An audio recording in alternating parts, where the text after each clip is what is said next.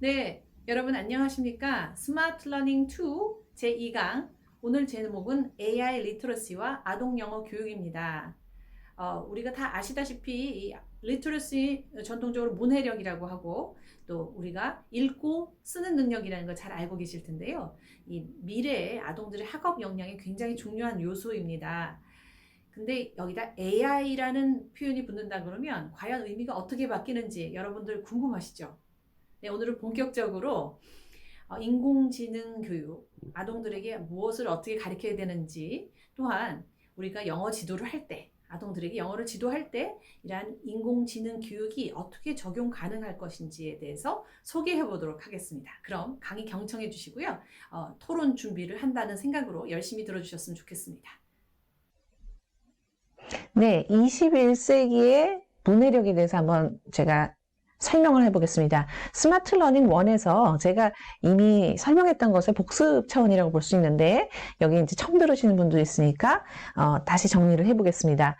변화된 이제 리터러시 개념에 대해서 얘기해 볼게요. 우리가, 영어 교육하는 사람으로서 리터러시에 대한 관심이 굉장히 컸습니다. 그죠? 리터러시라는 것은, 사실 어떻게 보면, 앞으로 학습을 할 수 있는 역량에 해당하는 거죠. 그래서 아주 중요하게 읽고 쓰기 역량이 있잖아요.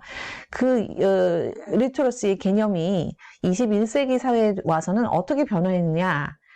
우리가 통상적으로 디지털 리터러시라는 이름으로 바뀌었다는 얘기를 많이 합니다. 리터러시가 변화돼서 디지털 리터러시. 그럼 뭐냐? 읽기 쓰기에다가 아마 정보통신 기술 합친 거 아닌가라고 이제 생각하는 경우가 아주 많으실 것 같아요. 기술이 합쳐졌다. 컴퓨터 스킬이 합쳐졌다는 것을 이제 얘기한다. 근데 그거는 정확한 표현이 아닙니다. 정보통신 기술, 컴퓨터 기술이 바로 디지털 리터러시다? 그거는 너무 협의의 개념이고요. 좁게 생각하신 거예요. 디지털 리터러시라는 거는 뉴 리터러시, 21세기에 새롭게 변화된 문해력으로서 변화된 세상에서 어떻게 진화된 학습 능력을 말하는 거죠. 좀 더 구체적으로 이제 정의를 한번 보겠습니다. 제가 두 개의 정의를 이제 가져와 봤는데 마음에 들어서 첫 번째는 능력이에요. The ability to use information and communication technology. 우리가 보통 information communication technology를 ICT라고 부르잖아요. ICT를 사용할 수 있는 능력. 근데 그 능력에는 뭐가 포함이 되냐면은 to find, evaluate, create, and communicate information, 정보를 찾고 평가하고 또 내가 생산해내고 또는 그걸 가지고 소통하는 게 다 포함이 되는 거예요. Requiring both cognitive and technical skills. 그러니까 지식 인지적인 어떤 스킬과 테크니컬 스킬이 합쳐졌다는 거죠. 네. 그러니까 단순한 컴퓨터 능력만이 아니죠. 두 번째는 digital literacy means having the skills. 이제 어떤 스킬인지 you need to 우리가 살아가는데 live, learn, 배우고 work in a society. 이 사회에서 삶, 교육, 일, 모두 거기에서 필요한 모든 스킬을 다 말하는 거예요. 근데 그 사회는 어떤 사회냐면은 where communication and access to information is increasingly through digital technologies like internet platforms, social media, and mobile devices. 네, 인터넷 플랫폼이나 소셜 미디어나 모바일 디바이스의 디지털 테크놀로지를 우리가 매일매일 쓰고 살잖아요. 이런 사회에서의 삶과 교육과 일, 여기에 필요한 모든 스킬이 디지털 리터러시예요. 그러니까 디지털 리터러시는 어떻게 생각하면 생활 스킬, 지식 영역뿐만 아니라 모든 삶의 스킬까지 포함이 됐다고 볼 수 있는 거죠. 그게 이제 또 하나의 정의라고 보겠습니다. 이것을 요 밑에 있는 줄처 디지털 리터러시 across the curriculum이라는 이제 책에서 보면은 좀 더 세부적으로 나눠놨어요. 8가지 요소로 나눠놨는데 첫 번째는 창의력, creativity죠. 두 번째는 비판적 사고와 평가, critical thinking and evaluation, 그죠? 문화와 사회적 이해, cultural and social understanding, 협업 능력, 정보 검색력, 그죠? 효과적 의사소통, 안전, safety죠. 기능적 기술, 이런 것들이 이제 포함이 된다라고 이제 분류를 해봤어요. 그렇죠. 디지털 리터러시가 지식 역량, 생활 영역이라고 봤을 때 우리가 삶에 있어서 그냥 가만 앉아서 방에서 공부만 하면 되는 게 아니잖아요. 읽기 쓰기만 하면 되는 게 아니라 우리가 협업도 할 수 있어야 되고, 그죠? 소통도 할 수 있어야 되고, 그죠? 그리고 윤리적이면서도 안전하게 이것들을 성취할 수가 있어야 되거든요. 거기다가 단지 그 테크니컬한 것뿐만 아니라 그 굉장히 카그니티브한 것과 그 크리티컬 띵킹 스킬이죠. 그것은 맞물려 있는 게 창의력이에요. 문제의식이라든지, 그죠? 그 문제를 해결하려는 능력, 이런 것들이 이제 창의력에 해당하잖아요. 네, 이 모든 것들이 디지털 리터러시에 다 포함이 되는 거죠. 물리적인 어떤, 프랙티컬 스킬뿐만이 아니라 우리가 정신적으로 사고하는 모든 것과 연결이 되는 것이 바로 디지털 리터러시다. 굉장히 큰 개념인 거죠. 이 아마 마음에 와 닿지 않으실 가능성이 있어요. 그래서 이제 문해력이 어떻게 바뀌었냐를 제가 언어학습적 관점에서, 왜냐면 우리가 아동영어 교육하는 사람이 영어 교육한 사람이니까 학습 관점에서 21세기 문해력을 좀 다시 정리해 봤어요. 과거에 우리가 리터러시라고 그러고 리터러시 지도를 할 때는 리딩 스킬스하고 라이팅 스킬스를 늘리는 것을 말하죠. 리딩은 어떻게 늘리고, 그죠? 우리가 있잖아요. 방법이 알파벳을 가리키는 것부터 시작해서 파닉스를 가리키고, 네, 단어를 하고, 문법, 뭐 이런 식으로 읽기 능력을 가리키는 그런 방법이 있었고, 쓰기 능력 어때요? 어떻게 이제 주어 동사해서 쓰고, 어떻게 문장을 쓰고, 어떻게 문단을 쓰고, 어떻게 전체 구조화를 시키고, 이런 읽기 능력을 가리키는 데서 현재 문해력은 이렇게 바뀌었다는 거죠. 읽기 능력은 단순 읽기가 아니라 테크놀로지를 사용해서 다양한 소스와 유형의 읽기, 텍스트를 먼저 검색을 합니다. 검색을 해서 거기서 선별적으로 텍스트를 가져와서 이거를 읽고 이해하고, 그리고 이 내가 원하는 인포메이션이 맞는지 평가를 하고, 그리고 그 내용을 습득하는 능력까지를 모두 읽기 능력이라고 본다는 거죠. 쓰기 능력도 마찬가지예요. 옛날에는 쓰기, 글을 단지 쓰는 싱글 모드 텍스트를 쓰는 능력이었는데 지금은 테크놀로지로 글만 쓰는 게 아니라, 그죠? 이미지도 넣을 수 있고 소리도 넣을 수 있고 아니면 장면 구성을 할 수도 있고, 이렇게 해서 자기를 표현하거나 지식을 생산하거나 수정, 보완, 재구성할 수 있는 능력이에요. 그러니까 파워포인트로 제가 여러분께 지식을 전달해 드리는 이 컨텐츠를 생성해내는 것도 쓰기 능력에 해당하는 거죠. 그죠? 네, 과거에는 이런 게 없었으니까, 과거에 만약에 제가 여러분들한테 이런 지식을 전달한다 그랬으면 어떻게 했겠어요? 그렇죠. 글로 써가지고 원고로 여러분들 책을 드렸겠죠. 근데 지금은 이렇게 다양한 방법으로 테크놀로지를 이용해서 쓰기를 한다는 것입니다.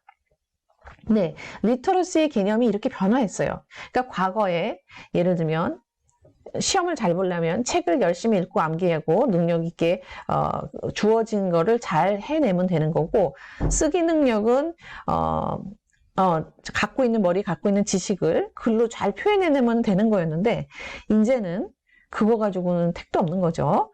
이제 읽을 게 너무 많아. 그러니까 그 읽을 거를 어디서 제일 좋은 걸로 뽑아내야 될지 내가 알아야 되고, 그죠? 그거를 쫙 수합해가지고 정리해가지고 내 말로 표현하고, 구두로 표현하고, 또 그림으로 표현하고, 파워포인트로 표현하고, 사람들한테 동영상으로 표현하고, 이럴 수 있는 능력이 있어야 한마디로 뭐라고 그러죠? 요즘 시쳇말로 인플루엔서가 될 수 있다고 말할 수 있죠. 사회에 영향력을 미칠 수 있는 사람이 될 수 있죠. 만약에 자기가 그냥 주어진 책에 있는 거 내용을 확실히 암기해서 시험 잘 보고, 그리고 그냥 그것을 정리해서 글로만 남길 수 있다 그러면 파워 인플루언서가 될 수가 없죠. 그죠? 네, 그것을 어떤 식으로 사람들한테 퍼뜨려야 될지, 얼마나 더 설득력 있게 보여줄 수 있을지, 그죠? 그리고 지식을 얼마나 다양한 소스를 통해서 다각적으로 재생산할 수 있을지, 그런 것들을 잘 할 수 있는 그런 능력이 있는 사람이 바로 디지털 리터러시가 좋은 21세의 문해력이 훌륭한 사람이라 볼 수 있습니다. 네, 그것은 이제 지금은 이제 아동 영어 학습의 디지털 리터러시 연결을 시켜서 생각해 봐야 될 것 같아요. 자, 아동 영어 학습자의 디지털 리터러시를 우리가 길러주는 사람이 된 거죠. 과거까지는 우리가 리터러시만 길러면 됐죠. 그죠? 그래서, 아, 그래. 텍스트 가리키고, 단어 가리키고, 그죠? 알파벳 가리키고, 파닉스 가리키고, 여기 이제 머물러 있었다는 거죠. 근데 지금 바뀐 세상에서 계속 똑같은 방법으로만 해서는 안 되겠죠. 우리가 어떻게 그럼 디지털 리터러시를 길러야 될지, 뭐가 아동들의 디지털 리터러시에 해당하는지 제가 그림으로 다시 구성해 봤어요. 디지털 자료를 이제 이해하는 것이 기본이 되겠죠. 그러니까 뭐냐면, 뭐 스크린, 여러분들이 쓰시는 스크린, 또 아동들에게 보여준 사진, 영상, 소리, 거기에 있는 영어 텍스트, 이런 웹을 통한 디지털 자료에 대해서 아동들이 보고 이해할 수 있는 능력, 그리고 스크린, 이북, 기타 뭐 모바일이나 이런 데 있는 애플리케이션 등에 있는 어떤 학습 내용을 이해하는, 그것이 디지털 자료에 대한 이해력이겠죠. 두 번째는 영어 정보 검색 능력이에요. 아동들도 역시 뭐 유튜브라든지, 그죠? 인터넷에서 간단하게 자기가 필요한 것을 알파벳이나 워드를 쳐서 거저낼 수 있고, 예를 들면 구글에서, 구글 이미지에서 자기가 알고 싶은 단어를 쳐서 그거에 해당하는 이미지를 보는 거예요. 예를 들면 할로윈에 예를 들면 잭올랜턴이란 말이죠. 선생님이 잭올랜턴을 쳐주시거나 아니면 아동 스스로 잭올랜턴이라는 표현을 화면을 보고 타이핑을 칠 수 있다면 그걸 가지고 검색을 해서 어떻게 생겼는지 이미지를 볼 수가 있는 거죠. 그죠? 예, 영어 사전도 뭐 종류가 여러 가지니까요. 다양한 사전에 아동들이 스스로 예를 들면 파포고에다가 자기가 발음을 해가지고 그것의 뜻을 스스로 알아낼 수 있는 것이 바로 영어 정보 검색 능력이죠. 기타 각종 디지털 애플리케이션이 많이 있잖아요. 그것들을 이용해서 자기가 뭘 찾는다든지 이미지, 차트, 사진, 동영상, 텍스트 같은 정보들을 스스로 찾아낼 수 있는 능력, 그리고 의사소통 기술, 면대면, 그죠? 비대면, SNS 소통, 온라인 협동학습, 여러 가지 다양한 소통의 방식이 있는데 그것을 이해시켜 줄 수 있죠. 구두로 소통할 수 있고, 문자로 소통할 수 있고, 그리고 심지어 기계와의 소통, 요즘 챗봇이라든지 프로그램과 더불어 인터랙션 할 수 있죠. 피드백도 받을 수 있는 거고. 네, 그러면 영어 콘텐츠 창작 능력이라고 했어요. 아니, 아동이 무슨 영어 콘텐츠까지 창작하려고 하는 게 아니죠. 키보드를 칠 수 있는 능력을 뚜따 누르고 버튼을 누를 수 있고부터 해서 파일을 갖다가 생성해낼 수 있고 저장할 수 있고 이미지, 사운드 창작, 예를 들면 녹음할 수 있는 능력, 그죠? 카메라로 사진 찍을 수 있는 능력, 그리고 비디오로 촬영할 수 있는 능력, 그것을 편집할 수 있는 능력, 이런 것들이 영어 콘텐츠 창작 능력이 되고 아동 수준에서 적절한 발달을 할 수 있어야 되겠죠.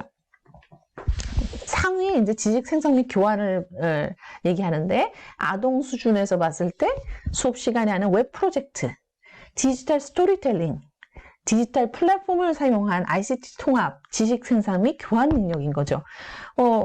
이게 아동 수준 내려왔을 때 얼마든지 단순화시켜서 여러 가지 영어와 관련된 활동을 할 수 있다는 것은 제가 스마트 러닝 1에서 이미 많이 이렇게 논의하고 나눈 바 있습니다. 네, 이 시간에서도 추후에 계속 그런 예시가 이제 나올 수가 있겠는데 아동 수준에 할 수 있는 디지털 리터러시 개발 방법은 굉장히 많다는 거죠. 네.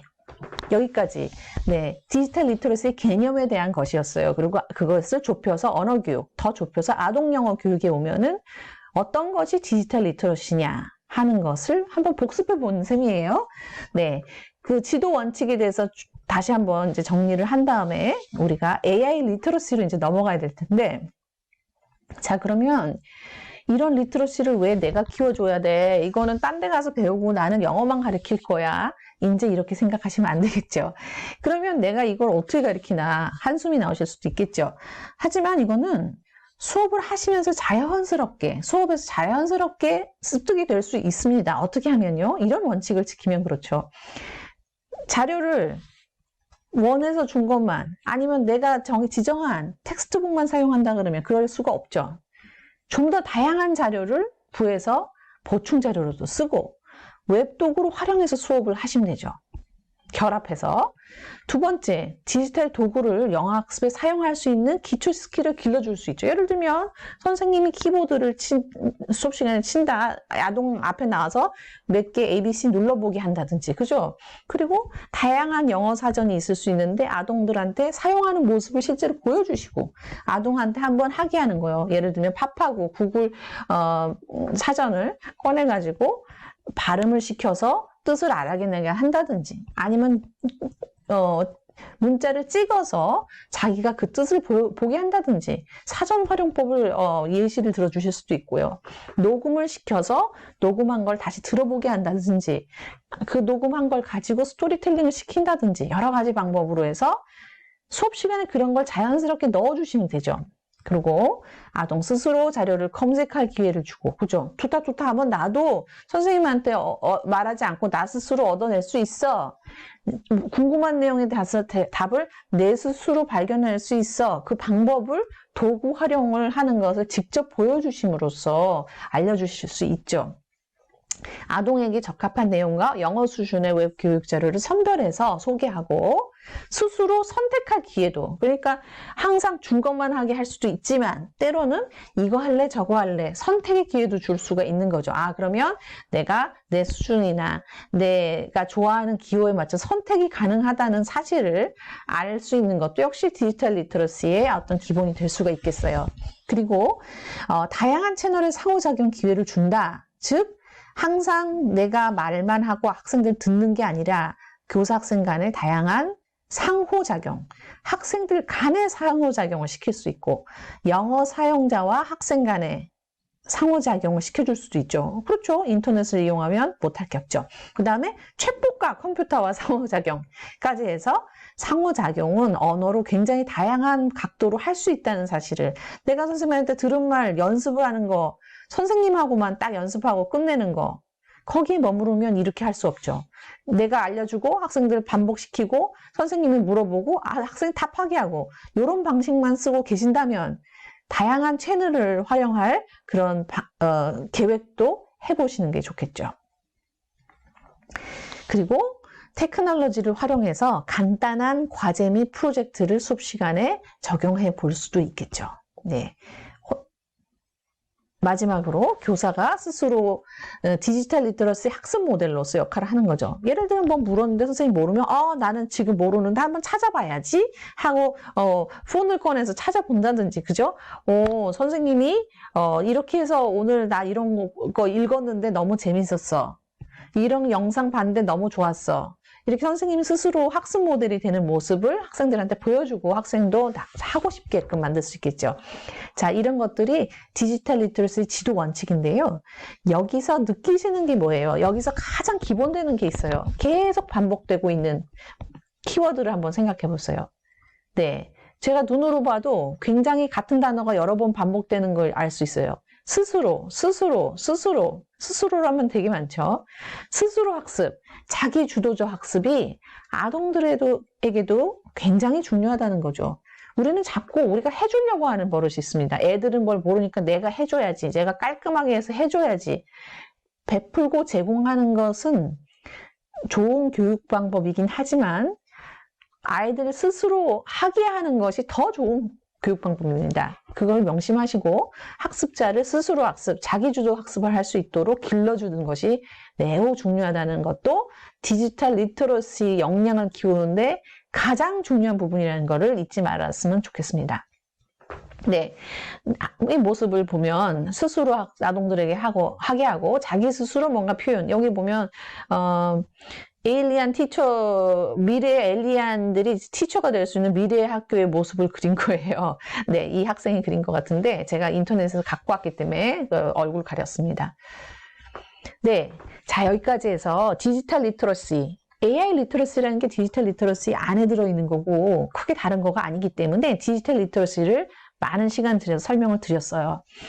이 AI 사회, 인공지능, 우리가 디지털 테크놀로지 중에 큰 부분이 이제 AI가 됐어요. 인공지능이 됐습니다. 그래서 Artificial Intelligence를 말하는 거잖아요. 이 인공지능 사회의 디지털 리터러시의 일부가 되는 거죠. AI 리터러시는 그렇기 때문에 AI 리터러시가 그럼 과연 뭐냐? AI에 대해서 잘 이해해서 이것을 학습과 삶에 적용하는 것이 AI 리터러시 아니겠어요? 디지털 리터러시랑 똑같으니까 그것을 이제 보겠습니다. AI 리터러시라는 거는 아는 것인데 뭘 아는 거냐면 What is AI is? What AI is? 그죠? How AI can benefit you? 내가 어떻게 이익을 볼 거냐 말이죠. AI를 가지고. What it takes to make AI system work.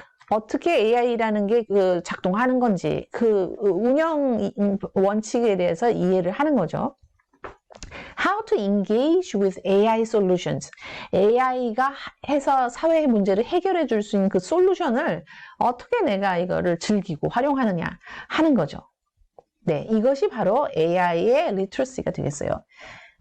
우리가 명심해야 될 거는 AI를 무슨 컴퓨터 기술이라 생각하고 그래 코딩, 그래 파이썬, 데이터 사이언스, 내가 뭔가 수학적으로 뭔가를 익히는 그거를 해야 될 거라는 그 생각에서 일단 벗어나 주시는 그거는 아주 가장 그 하위의 테크니컬한 부분이고 일반인들은 더 중요한 거는 더 광의의 개념인 거죠. AI가 과연 어떻게 작동하고 나한테 어떤 이득을 주고 나는 어떤 식으로 이 AI의 기능과 특징을 이해해서 적용할 수 있을까를 생각해 주시는 것이 AI 리터러시의 기본입니다.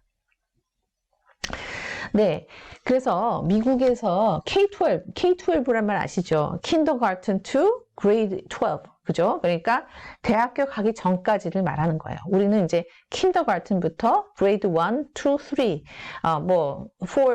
4, 5, 6, 그러죠? 6 grade까지, 우리 6학년까지를 우리 아동 영어에다가 포함시킬 수 있겠는데요. 이 K-12 AI 교육 가이드라인을 미국에서 만들었어요. 언제 만들었냐면 얼마 되지 않았습니다. 2019년 5월에 공개를 했고 지금도 만들고 있는 중인 것 같아요. 어디서 만들었냐면 미국 컴퓨터 교사협회, 인공지능학회 등이 같이 공동으로 설립한 기관이 뭐냐면 AI for K-12 Initiative 라는 단체예요.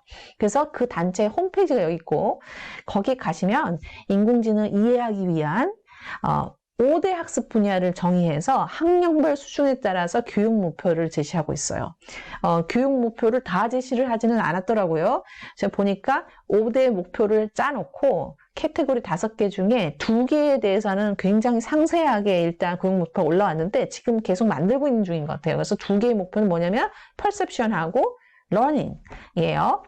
이제 갈 텐데 여기 ai4k12.org 홈페이지에 가시면 홈페이지 제가 지금 한번 눌러볼 건데 조금만 기다려보세요.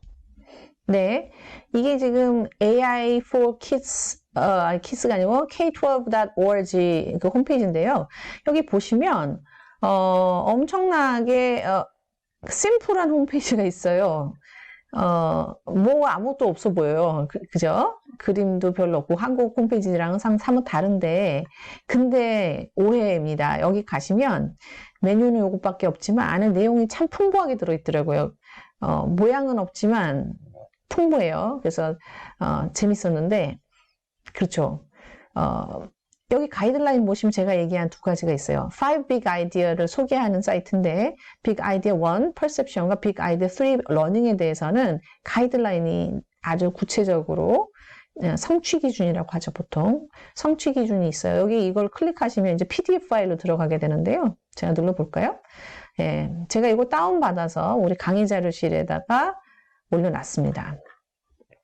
네, 이걸 좀 더 자세히 이제 조금 이따 보기로 하고, 야, 이거 정말 국내에 아마 최초일 겁니다. 이 목표를 이렇게 구체적으로 영어 교육에다가 접목시켜서 보여드리는 건 처음일 것 같은데, 이 2개에 대해서는 제가 살짝 볼 거고요.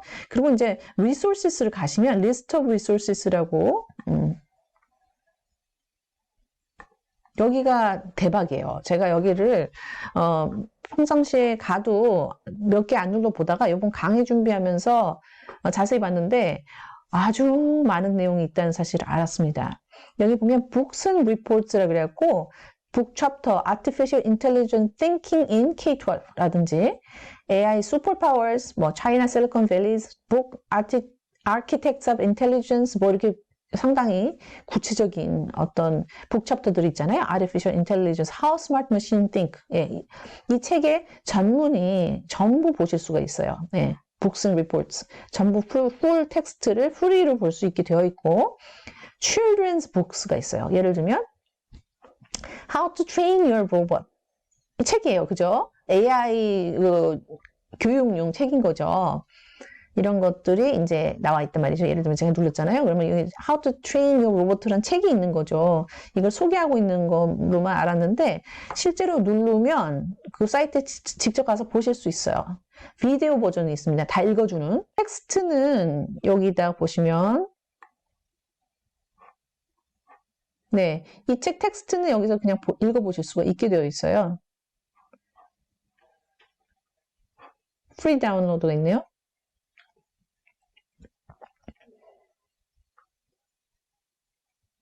네. 그대로 있잖아요. 제가 읽어보니까,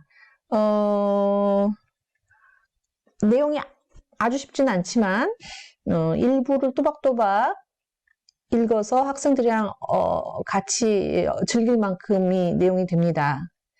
그래서, 요것도 좋은 교재로 쓰실 수 있을 것 같아요. 그 외에도 커리큘럼 머티리얼즈라고 해서 하나하나를 눌러보시면 수업 시간에 AI를 접목시켜서 예를 들면 오션스를 어떻게 설명하는가, 그죠? 그런 식의 커리큘럼이 구체적으로 교육안이 나와 있고요. 그리고 데모스라고 그래가지고 눌러보시면 이 하나하나를 설명하는 Erase Your Face, Speech Recognition in Chrome. 네, 요거 어떻게 작동하는지를 보여주는 그런 데모 웹사이트들이 있어요. 그래서 제가 몇 개 소개해 드릴 거고요.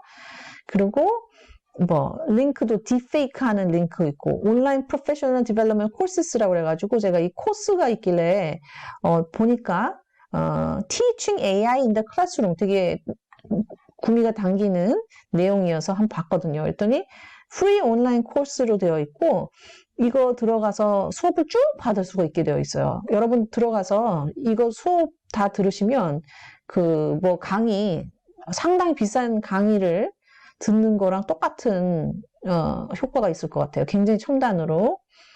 안에 파운데이션 제가 한번 들어가 볼게요. 네, 안에 들어왔는데요. 제가 이제 레지스터를 했어요. 레지스터는 이제 무료고요. 이메일, 패스워드, 아이디만 만들면 되는 거고, 실러버스를 한번 볼게요. 실러버스를 보면은 이 내용을 차근차근 듣게 되어 있습니다. 그래서 제가 이거 수강을 했더니 이렇게 반쯤 불이 들어와 있네요. 예를 들면 데이터 패턴스 앤 플레이를 눌러서 보면, 네, 여기서부터 이제 영상으로 보면서 공부하는 거예요. 제가 여러분들한테 하는 수업이랑 상당히 비슷합니다.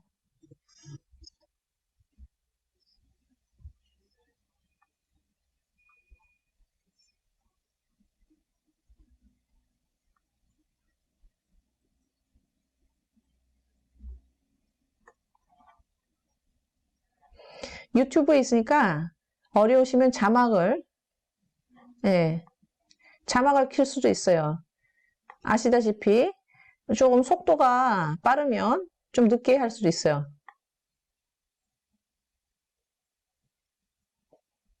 그죠? 네, 천천히 공부하시기 좋은 정도 수준으로 해서 수업을 들으실 수가 있겠습니다. 사실 보여드리고 싶은 게 너무 많은데 이건 너무 많아서 하루에 다 못할 것 같아서 빨리 진행하도록 하겠습니다. 다시 돌아왔고요. 그 안에 있던 많은 정보가 있더라. 제가 예시를 들 때 그 안에 있는 정보를 꺼내서 조금 보여드리기도 할 거기 때문에 진행해 볼게요. 5대 학습 분야가 뭔지 이제 소개를 드리겠습니다. 5 Big Ideas in AI. 지난번에 제가 1강을 할 때 간단하게 소개를 드린 바 있어요. 5가지로 이제 나눠서 AI를 가리키려고 한다. AI 리터러시 교육의 어떤 가이드라인인데요. perception, 인식, representation and reasoning, 표현과 추론. 3번은 학습, learning. 4번은 natural interaction, 상호작용. 그 다음에 5번째는 societal impact, 사회적 영향이에요.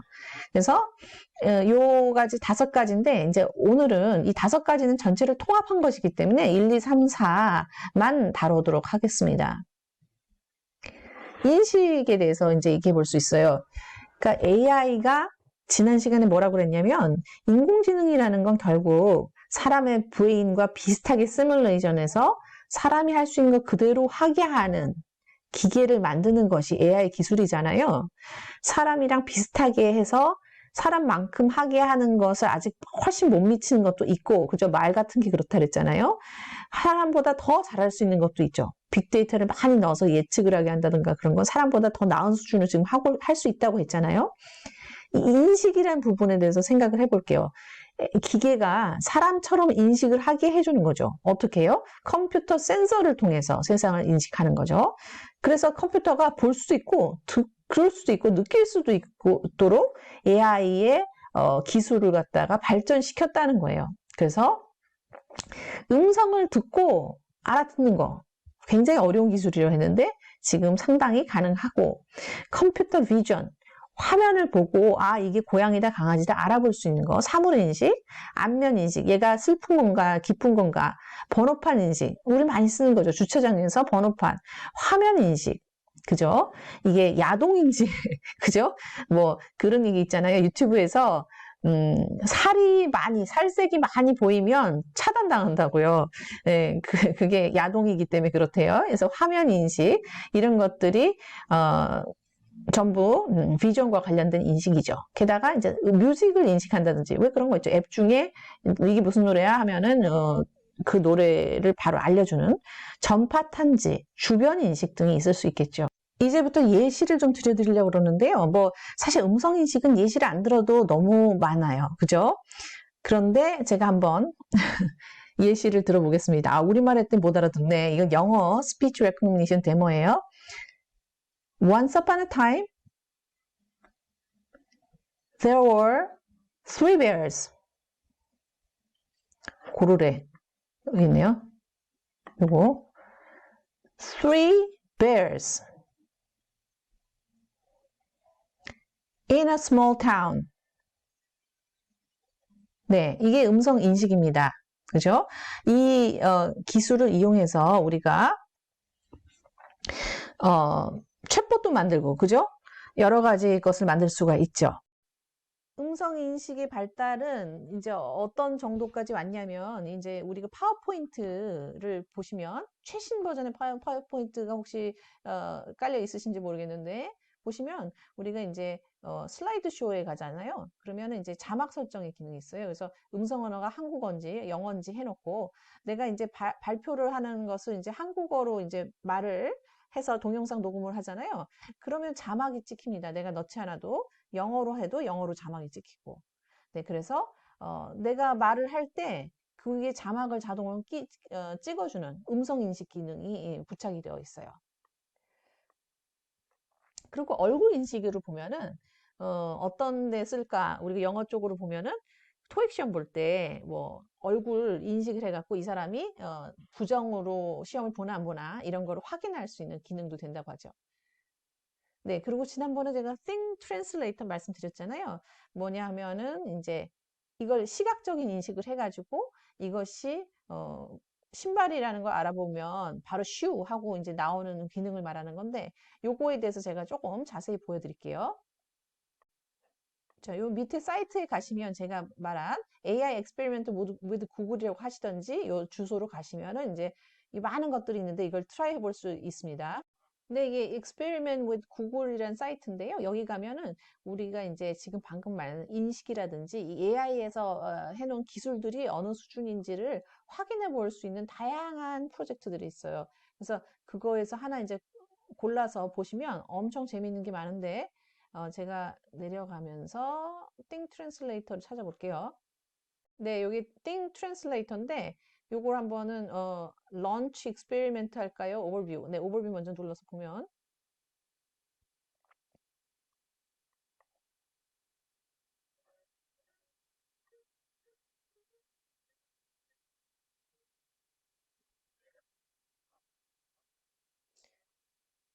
네, 항상 여기는 누가 만드는 사람이 설명하는 장면이 나와요.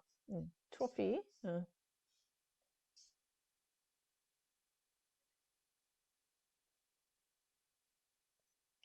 제품화된 건 아니고 이런 게 있으니 많이 써보라 하는 거예요.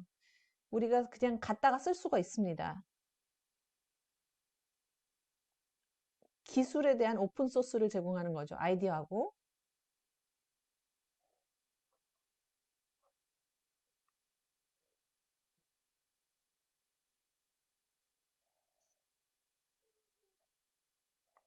네, 여기까지 보고요. 자, 지금 제가 실험하러 들어와서 제 팔목에 있는 시계를 한번 들여대봤어요. 뭐라 그러는지 보려고. 여기 하얀 버튼 눌러주세요. 애들이랑 같이 하면 돼요. 네, 다시. 아, 팔이라는구나. 네, 플라워라고 딱 알아보네요. 네. 네, 소리가 녹음이 잘 안 된 것 같은데, 소리도 나거든요. 그러니까, 그 Think Translate 틀어놓고 화면을 보면서 아동들이랑 자기가 좋아하는 물건 하나씩 갖고 와서 화면에다 비치면 그 화면에 대해서, 화면에 비치는 물건에 대해서 읽어주니까, 그리고 스펠링도 보여주고요. 재밌겠죠. 그래서 영어 학습 놀이를 시커나 할 수가 있을 것 같아요. 애들마다 하나씩 들고 와서 찍고, 뭐 따라하게 하고, 그럼 굉장히 재미있는 액티비티가 될 것 같아요.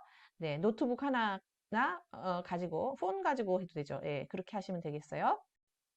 네, 아까 말씀드렸듯이 우리가 이제 교육 목표. 교육 목표를 그러면 이 K12 중에서 특히 우리가 관심 있는 아동 영어 쪽에를 보면은 K2. 그러니까 우리가 킨더부터 2학년까지 그리고 3학년부터 5학년 요 수준까지의 AI 교육을 어떤 식으로 어디까지 시켜야 되느냐를 한번 살펴볼 필요 있겠죠. K12는 Computers perceive the world using sensors. 컴퓨터가 센서를 가지고 세상을 perceive하고 있다는 사실을 알려주는 것까지가 충분하다. 즉 아까 제가 보여드린 거죠. 챗봇이나 스피치 API를 통해서 음성 인식하는 거. 내가 말한 영어가 찍히는가. There are three bears in a small town 하면 찍히는가, 그죠? 챗봇하고 where I like milk 했을 때 I like milk가 찍히는 거를 보는 게 이제 인식하는 걸 보는 게 이제 중요한 거고요. 그 3학년에서 5학년은 perception is the extraction of meaning from sensory information using knowledge. 그러니까 지식을 사용하는 그런 sensory information, 우리가 감각기관의 information으로부터 의미를 추출하는 것이 바로 인식이다. 네, 조금 더 학습적인 요소로 이제 바뀌었다고 볼 수 있겠죠. 6학년에서 8학년으로 가면은 시그널에서 미닝으로 바뀌는 트랜스포메이션이 이 과정에서 된다는 사실을 아는 것. 네, 여기까지 가겠어요. 자세한 내용을 제가 할 시간이 없어가지고 넘겨보면은요. 자, 그러면은 컴퓨터가 세상을 센서로 본다는 게 뭐냐? 처음에는 이 정도예요. 그러니까 사람의 그 감각기관과 사람의 신체에 를 학습시키는 거죠. 우리 유치원에서 하는 거예요. 그죠? 보는 거, 듣는 거, 만지는 거, 맛보는 거, 이런 기관에 대해서 배우는 거. 코는 뭘 하나요? 냄새를 맡아요? 이런 거죠. 그죠?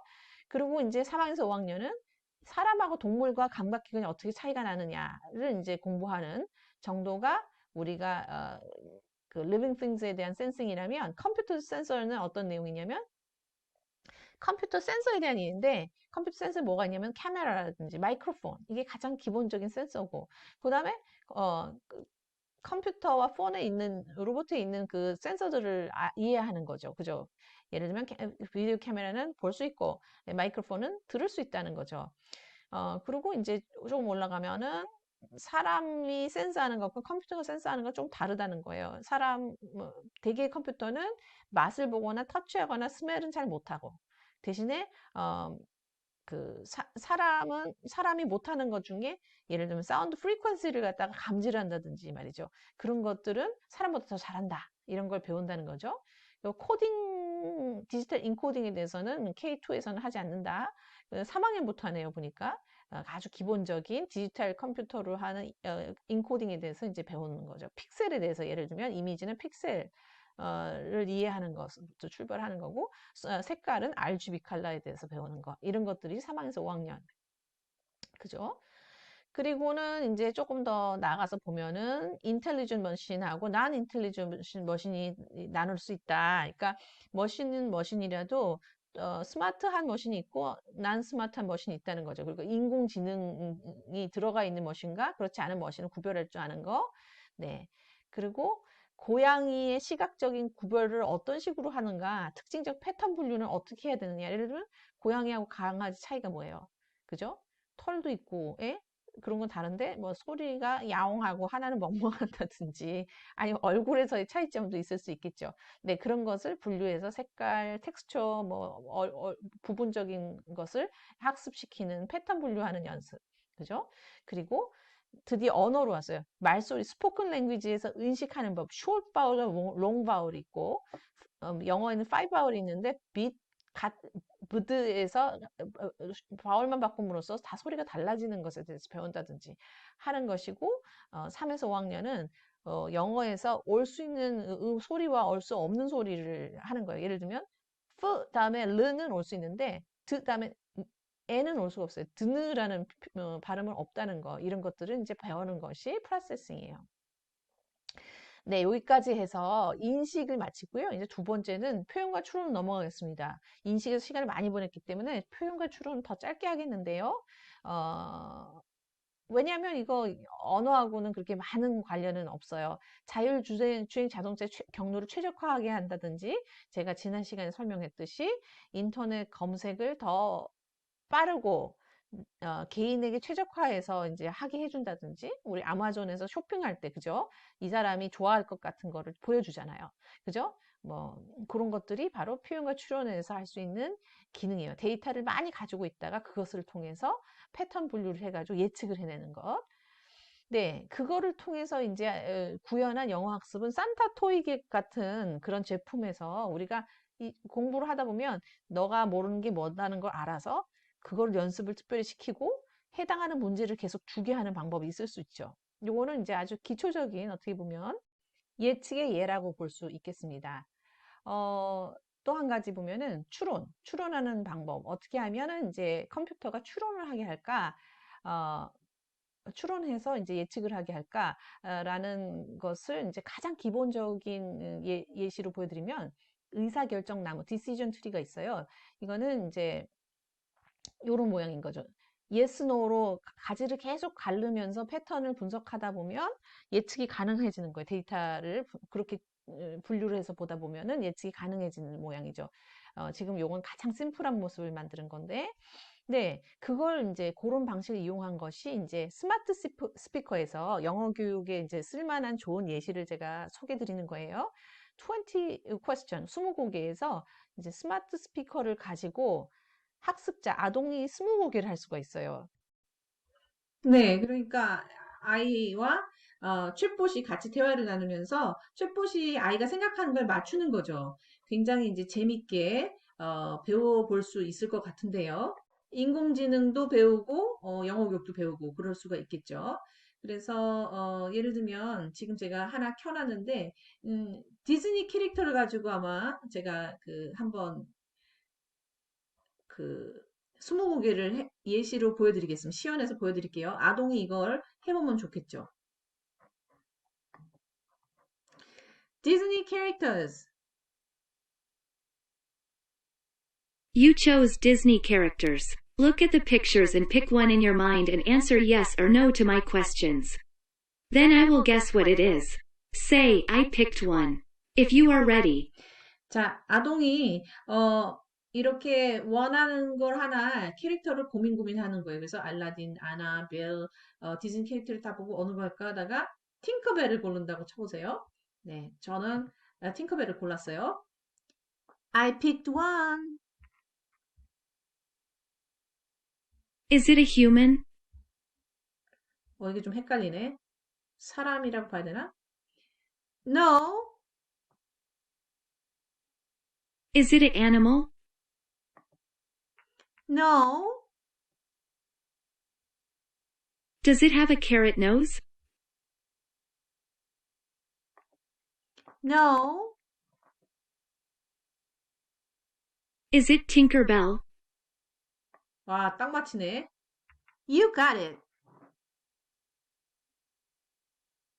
Are you sure? Let's do it all again. 오케이. Say, I picked one, if you 바로 are ready. 너무 빨리 맞춰버렸어요. 유추를 잘 해서 예측을 해서 이제 맞힌 거죠. 데이터를 싹싹 분류해가지고 캐릭터를 맞히게 하는 방법을 써서 게임을 만들어 봤습니다. 요거 재밌겠죠?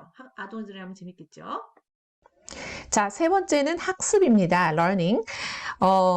learning이라는 에리어에서 얘기하는 건 한마디로 컴퓨터는 데이터로 학습을 할 수 있다는 거예요. 그러니까 인공지능에서 배우는 거는 이 센서를 가지고 뭐 인식을 한다든지 지금 추론한다든지 컴퓨터가 할 수 있는 일을 얘기를 했었는데 요번에 세 번째는 컴퓨터는 데이터가 있어가지고 그걸로 계속 학습을 할 수가 있다는 거예요. 애가 점점 더 똑똑해질 수 있다는 거죠. 네, 그런 학습할 수 있는 능력을 가지고 개발된 것들이 많이 있어요. 예를 들면 점점 더 똑똑해지는 것으로 우리가 보통 얘기하는 게 파파고예요. 파파고 번역기는 단어를 계속 추가시키면서 사람들이 계속 이용을 하게 되면 점점 더 데이터가 쌓이고 파파고는 그만큼 더 정확하고 잘된 영어를 이제 영어 자동 번역이 가능해진다는 겁니다. 네, 그리고 뭐 넷플릭스 같은 거에서 이제 영어 학습을 시킬 때, 그죠? 내가 선호하는 영화를 자꾸 보면 점점 더 내 취향에 대해서 정확한 레코멘데이션 할 수 있고, 그죠? 그리고 음성인식도 목소리를 계속 들려주게 되면은 그 사람 목소리를 더 잘 알아듣게 되는 거죠. 네, 이 빅 아이디어 3에 대한 이제 가이드라인을 갖다 다운을 받아서 보니까 이런 것들을 이제 가리킨다고 돼 있어요. K2에서는 Computers can learn from data. 그래서 describe and provide examples of how people learn and how computer learn. 그러니까 사람이 어떻게 배우는 거하고 컴퓨터가 어떻게 배우느냐 이것을 이제 비교하는 거죠. 사람은 관찰 그리고 선생님한테 배운다든지 질문을 한다든지 실험을 한다든지 연습을 한다든지 그런 방식으로 해서 배우는데 컴퓨터는 데이터의 패턴을 갖다 발견해내면서 배운다는 거예요. 그리고 시행착오를 겪으면서 네. 그런 것들을 이제 애들한테 가르쳐 준다는 거고, 좀 더 이제 나가면 3학년에서 5학년에는 사람이 배우는 거하고 컴퓨터가 배우는 거 사이에 이제 차이를 좀 더 구체적으로 얘기하게 되죠. 그래서 사람과 컴퓨터가 둘 다 데이터 파인딩 패턴 하는 것은 사실이지만 사람들은 좀 더 플렉서블하게 이제 배울 수 있다는 거고,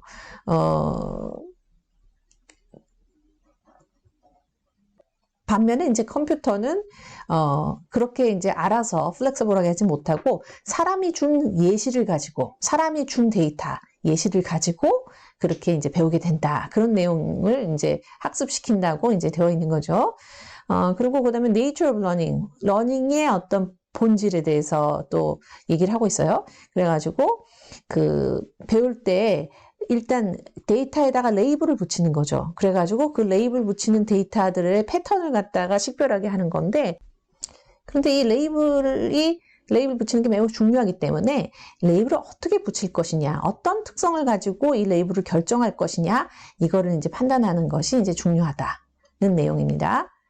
자, 그러면 제가 그 컴퓨터가 학습을 할 수 있다는 것을 알려주는 그런 예시를 하나, 재미있는 예시를 아까 갔던 구글 익스페리먼트에 가서 보여드리겠습니다. Teachable Machine.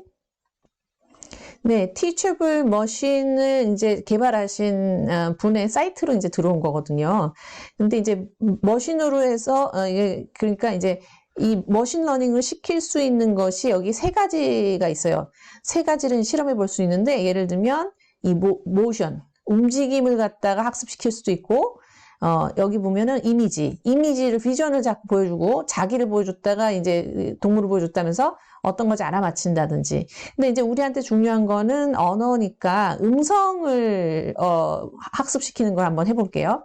익스페리멘트로 들어가서 제가 한번 시범적으로 해보겠습니다.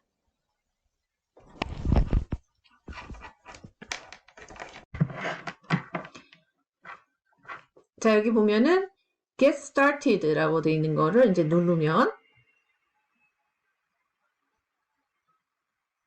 네, 이미지 프로젝트, 오디오 프로젝트, 포즈 프로젝트가 있어요. 그래서 어떤 걸 학습시킬래? 오디오를 한번 프로젝트를 해보겠습니다. 백그라운드 노이즈하고 클래스 2를 집어넣는 거예요. 제가 훈련을 시킨 거예요. 한번 해볼게요. 사과, 사과, 사과, 사과, 사과, 사과, 사과, 사과. 네, 20초간 사과를 해서 제가 extract 샘플을 했습니다. 너무 길어지면 듣기 싫으실 것 같아서 잘랐습니다. 이번엔 두 번째 겁니다. apple, apple, apple, apple, apple, apple, apple, apple, apple, apple, apple, apple. 네, 두 번째 것도 여러 번 녹음을 했어요. 충분히 녹음을 했고, 자, 이것을 이제 머신러닝 시키는 겁니다. 트레이닝 한번 시키겠습니다. 음성 2개의 파일을 트레이닝 시키는 거죠.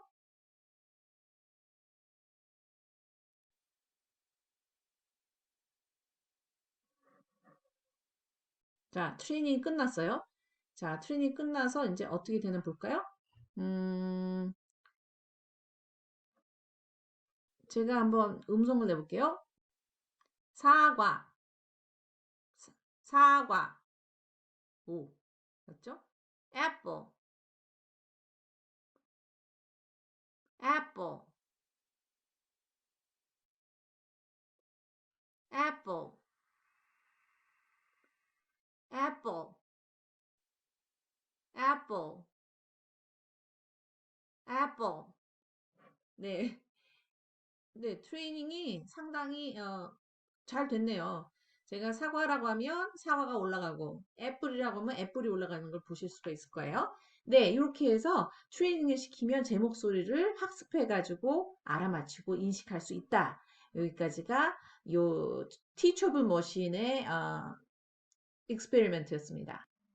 아까 보여드린 동화 기억나시죠? How to train your robot. 로봇을 어떻게 트레이닝 시키느냐, 머신러닝을 얘기하는 거죠. 그거에 대한 동화였죠. 아까 비디오 영상을 못 보여드렸는데 제가 잠깐 보여드릴게요. How to Train Your Robot by Bluma Goldberg, Ken Goldberg, and Ashley Chase. Illustrated by Dave Clegg. I'm Bluma. I love art, science, math, dancing, basketball, and roller skating. But my favorite activity is inventing new things, especially robots. And I'm super excited to tell you how I figured out the best way to train a robot.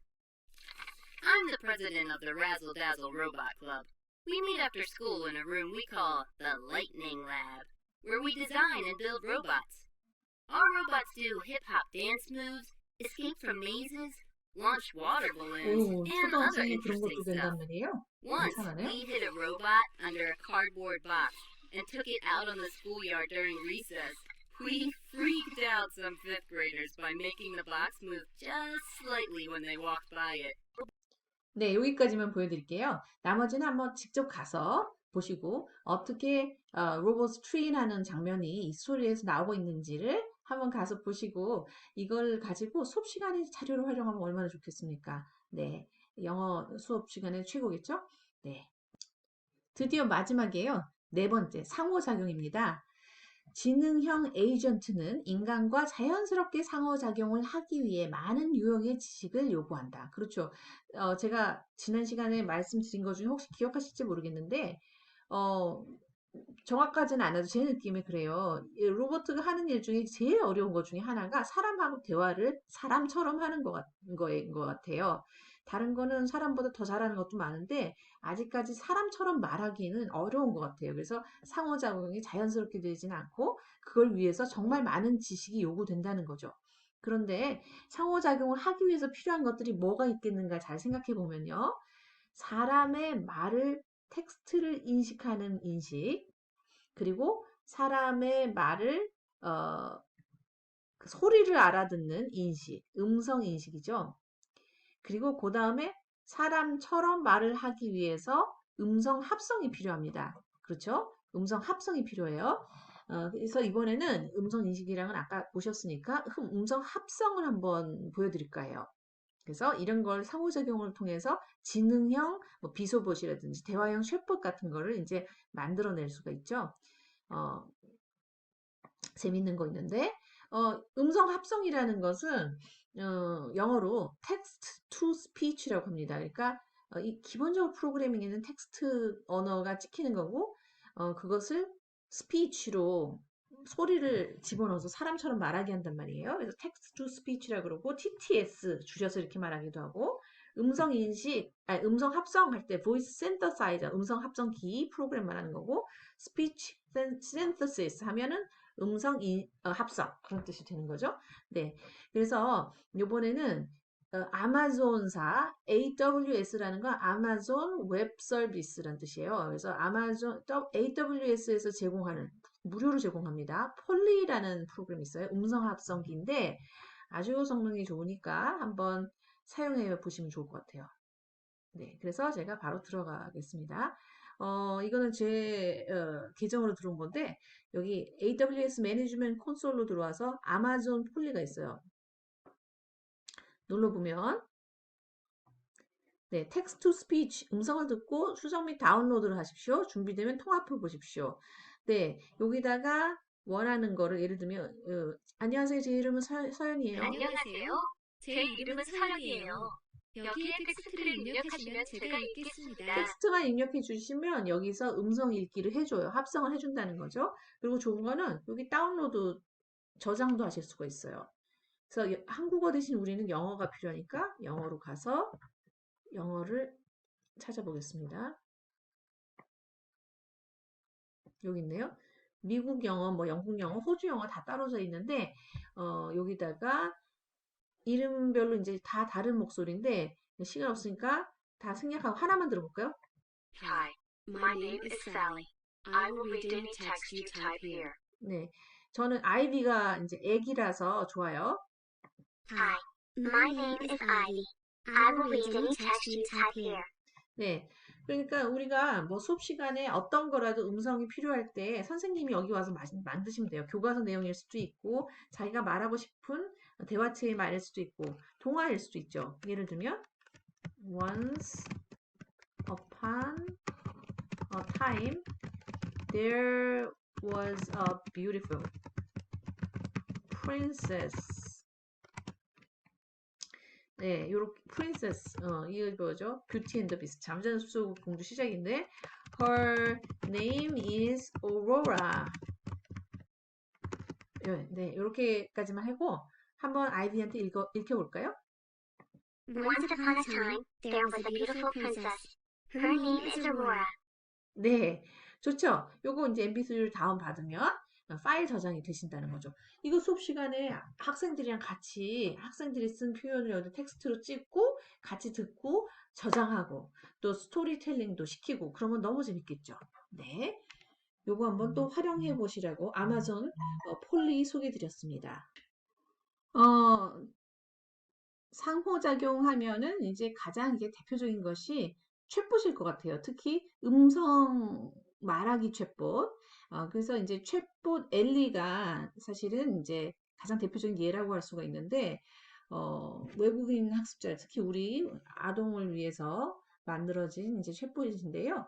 요것을 이제 다음에 이제 제가 본격적으로 소개하는 날이 올 거예요.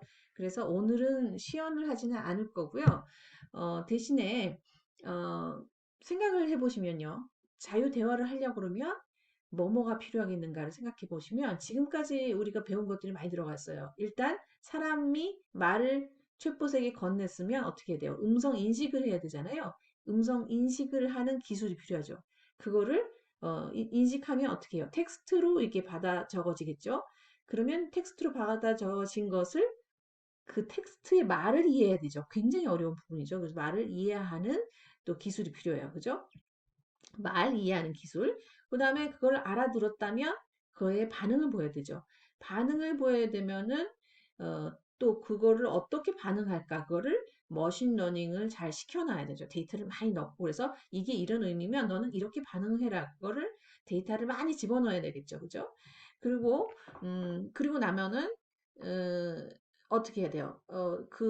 반응을 보인 말을 음성 합성을 해야 되잖아요. 그러면은 이제 또 사람처럼 보이게 말이 밖으로 나가는 거죠. 그 과정을 거쳐야만 지금 상호 대화가 되는 것처럼 기계가 되는 거죠.